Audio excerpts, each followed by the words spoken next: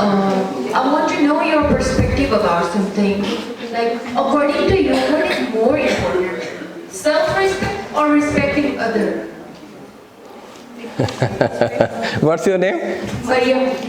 Mariam beta, if you believe in self-respect, you love to give the respect to others.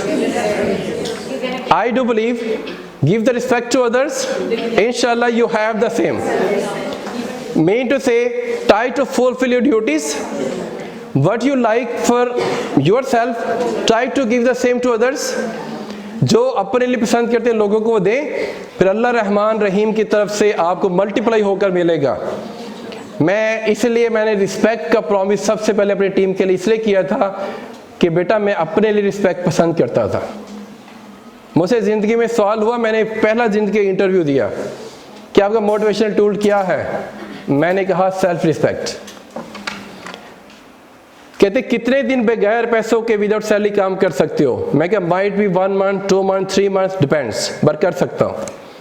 कहते respect के बगैर मैंने not a single minute, not a single second. That was my answer.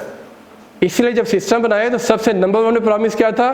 Team की respect, self respect number 1 पे होगी। जो अपने लिए पसंद करते हैं बेटा, लोगों को देना शुरू कर दें और अल्लाह से लेने वाले बने। अल्लाह देगा इंशाल्लाह। Thank you.